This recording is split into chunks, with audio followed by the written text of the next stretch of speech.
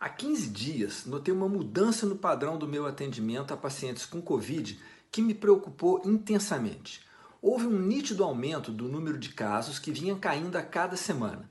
Mas o que mais chamou a minha atenção foi que passei a atender várias pessoas de uma mesma família. O que estava acontecendo? Ainda que não tenhamos saído completamente da primeira onda, a segunda onda está chegando e com uma característica muito diferente. A doença saiu do trabalho e entrou em casa.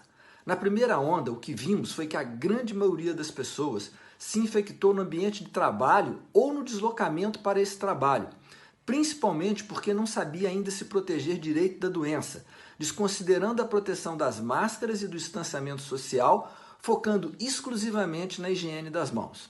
Havia então um grande medo da Covid. As pessoas que podiam se recolheram, passaram a trabalhar à distância. As escolas foram fechadas, as saídas de casa se reduziram ao mínimo essencial.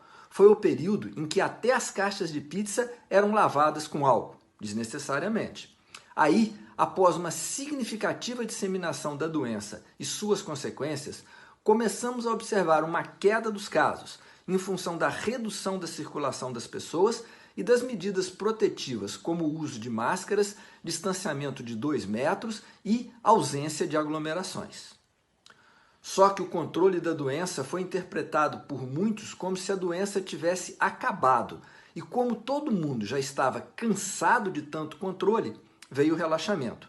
O presidente da OMS disse recentemente que as pessoas estão cansadas do vírus, mas que o vírus não está cansado das pessoas. As confraternizações voltaram como se não houvesse mais perigo. E como se dizia no Big Brother, as máscaras caíram, literalmente.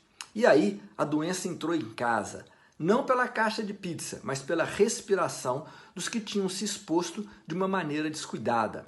O grande risco é que agora não estamos preparados para atender um grande volume de casos como estávamos no início do ano.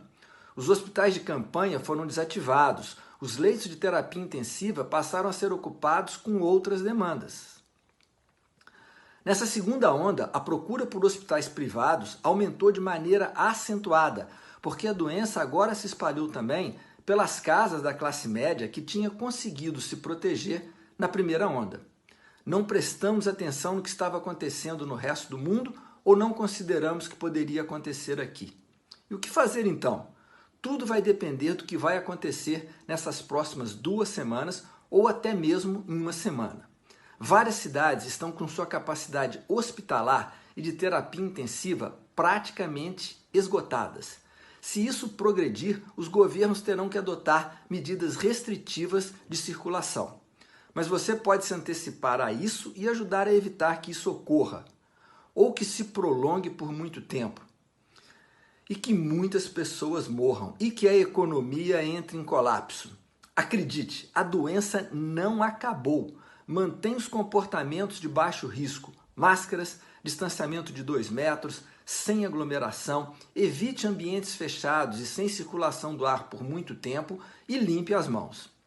Não faça reuniões familiares fora do seu núcleo restrito. Não é hora ainda de confraternizações. 10 pessoas é uma multidão em tempos de Covid. Não frequente ambientes com pessoas sem máscaras e principalmente se você tiver que tirar a sua máscara também. Evite locais onde o distanciamento não pode ser obedecido e ainda mais se for em um ambiente fechado. Não visite seus familiares mais velhos ou com condições de risco se não puder seguir essas orientações.